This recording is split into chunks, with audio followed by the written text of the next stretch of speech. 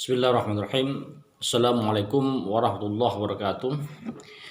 نعم هذا اليوم جاء اللقاء الثالث آه، لمادة فقه اللغة، والآن نحن سنتعلم عن موضوعات علم الفقه اللغة وأهداف اللغة. قد مضى قد تعلمنا عما يتعلق بمصطلحات فقه اللغة. هناك معنى اللغة ومعنى فقه ومعنى فقه اللغة.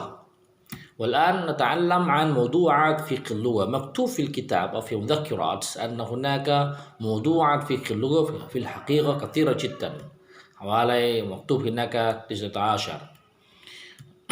والأول هناك موضوع القول في أصل اللغة. فقه اللغة في الحقيقة يتعلم في أصل اللغة والخلاف فيه، أصل muasal bahasa.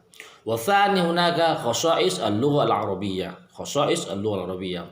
وموضوع فقه اللغة هناك يتعلم عن kekhususan atau ميزة اللغة العربية، kekhususan bahasa Arab. وقد مضى تعلمنا في علم اللغة أن ميزات اللغة العربية كثيرة جدا إذا نريد أن نقارن باللغات الأخرى. فربما في اللغة العربية هناك كلمة أن فيها حرف ضاد، وما وجدنا حرف هذه في اللغات الأخرى. لذلك هذا الحرف الضاد هذه خصوصية اللغة العربية. وكذلك أن في اللغة العربية هناك زمنان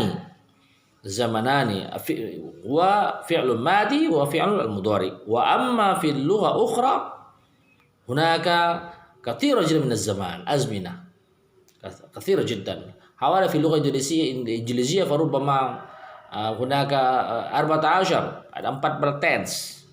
Ada yang past tense, ada present, ada past perfect tense, future tense dan sebagainya. Sementara dalam bahasa Arab hanya dua zaman.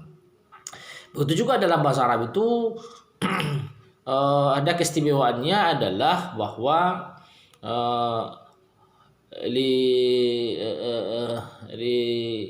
di tasmiyati ar-rajul wal mar'a cukup menambah dengan ta, namanya ta ta'nis. Mithlu mudarris, nuridu an naqul hadhihi al-mar'a, naqul mudarrisah.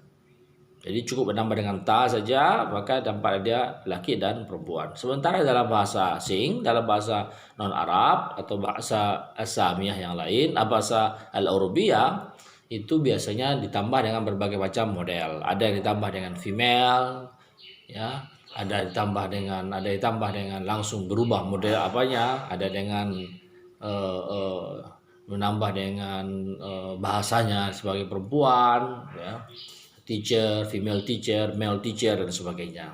Nah, itu kelebihan dari bahasa Arab kita. Jadi itu kita pelajari juga dalam mawdu'at fiqh al-lughah atau khasaisu al-lughah al-arabiyyah. Wa thalith hunaka aidan ma'rifatu usul al-arab fi kalamihim wa asalibihim. Jadi kita mengetahui tentang kebiasaan orang Arab itu apa saja di dalam pembicaraan mereka. Kalau orang Arab itu minta tolong, biasanya menggunakan uslub istighatsah. Ya, ada kata-kata ya lil amir, wahai tuanku, tolonglah saya. Jadi ada uslub-uslub tertentu dalam bahasa Arab yang digunakan dalam untuk kebiasaan mereka. Atau juga kadang-kadang untuk memuji, ada namanya uslubul madah.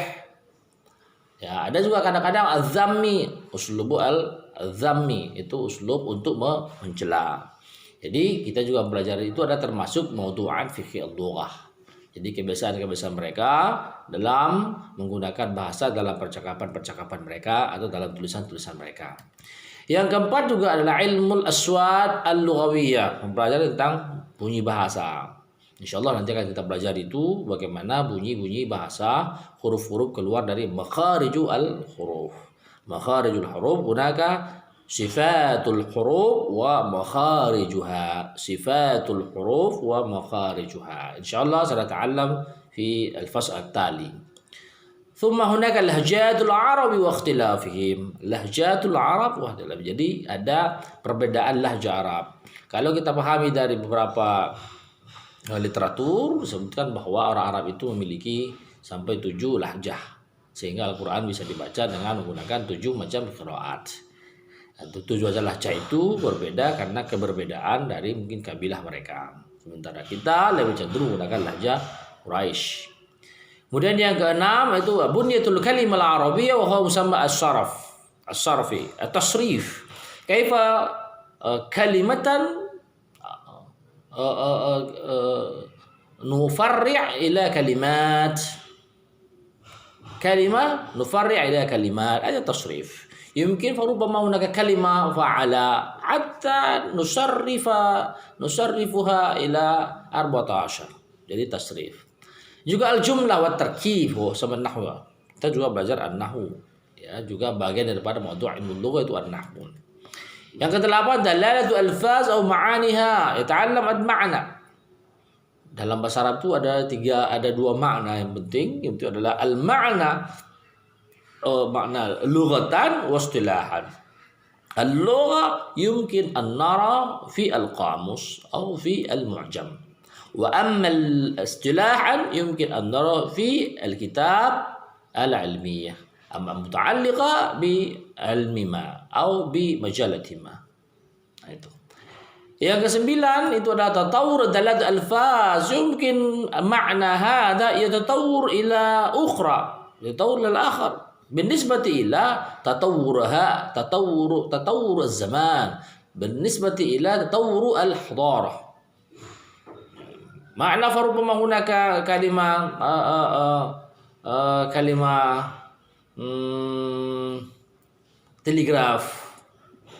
تلغراف هذه ربما كلمة هناك البرق، هناك في الزمن القديم يقول البرق هذه تلغراف. لماذا petir? الآن لا نقول البرق هذا تلغراف، لكن نقول في هذا الزمان تلغراف وتلغراف. في الزمن القديم يقول الهاتف. الآن نادر أن نرى أن في العرب يقولون الهاتف، يقول بشر يقول تلفون. تطور الزمان مثل المذياع، مذياع هذا راديو. وقبله نقول مذياع، الآن نقول راديو. jadi استعمال كلمة هذه بالحقيقة يتعلق بتقدم الزمان أو تقدم الحضارة أو تقدم التكنولوجي. لذلك كلمة هذه إذا لا يستطيع أن يتناسب مع الزمان والحضارة فكانت معانها مختلفة متغيرها متجددة، وأما كلمة كما كانت. ثم اشتقاق بأنواعه. اشتقاق في الحقيقة مثل التصريف هذا إن شاء الله سنتعلم في الفصل التالي اشتقاق. ثم المشترك والمترادف والمتضاد والنحت. المشترك والمترادف والمتضاد والنحت. هناك الاشتراك كبير، اشتراك أكبر وغيرها. ثم المترادف هم يقولون، بعضهم يقولون أن المترادف هذه سينونيم. في الحقيقة اختلاف بين مترادف وسينونيم إن شاء الله سنتعلم. ثم المتضاد هم يقولون أن المتضاد هذه أنتونيم. في الحقيقة اختلاف، berbeda antara mutadad dengan antonim, tidak sama. Ada perbedaan-perbedaannya. Nanti insyaallah kita pelajari. Udah an-nahtu. An-nahtu mithlu akronim, singkatan. Ya, mithlu la haula wala quwwata illa billahi aliyil azim. Hum yaqul hawqala. Khalas. يمكن أن ننحت هذه ولكن لا يجوز لنا أن ننحت هذه في الكلام، لأن لو نقول حوقلة ليس في الأجر. لا يقول مثل حمد، لا نقول في الصلاة الحمد لله العالمين، نقول الحمد لله، هذا لا يصح. ولكن في الكتابة فربما يمكن، في الكتابة فربما يمكن كتابة مثل هناك في الكتابة صلى عام، لكن أنت لا تقول صلى عام لكن صلى الله عليه وسلم. هذه النحت هذه موجودة في اللغة العربية ولكن نادر المستعمل هذه. ثم هناك التعريف وضوابط. التعريف Arabization، التعريف Arabization هذه من موضوعات في اللغة. كيف طريقة العرب أن يعرب المصطلحات الأجنبية إلى العرب؟ عندهم طريقة، عندهم شروط. ليس كل الألفاظ الأجنبية هذه مباشرة داخل ومستعمل في اللغة العربية. Jadi tidak semua lafaz-lafaz itu, tidak semua kalimat-kalimat itu bisa dimasukkan ke dalam bahasa Arab dan langsung dipakai oleh Arab, tapi mereka punya metode tersendiri. Itu namanya ta'rif. Ada bahasa Indonesia namanya naturalisasi. Kemudian al-ma'ajib al-arabiyah. Al-ma'ajib al-arabiyah.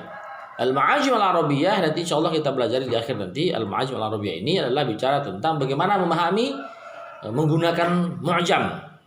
Menggunakan mu'jam yang kita gunakan. Ya, mu'jam bisa mu'jamnya adalah mu'jam lisanul Arab atau mu'jam lain. Apa perbedaan antara mu'jam dengan kamus? Jadi ada beda antara mu'jam dengan kamus.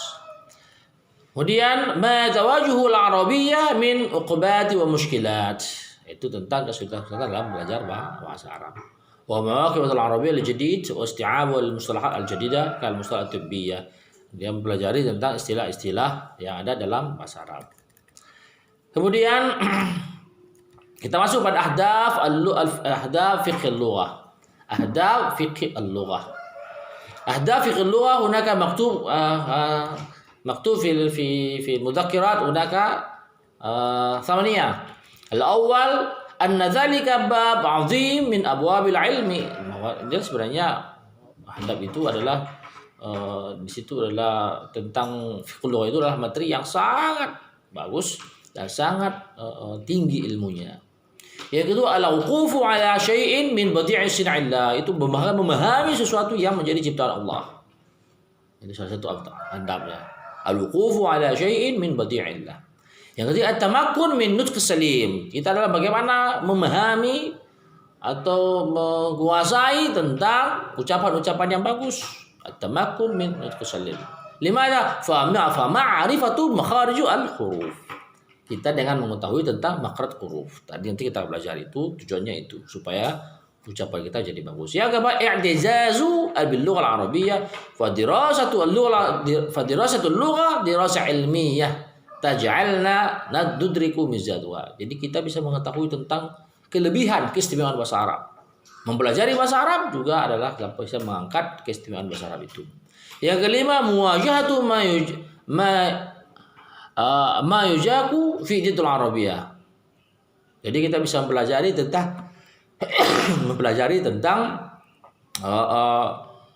kesulitan-kesulitan dalam mempelajari bahasa Arab.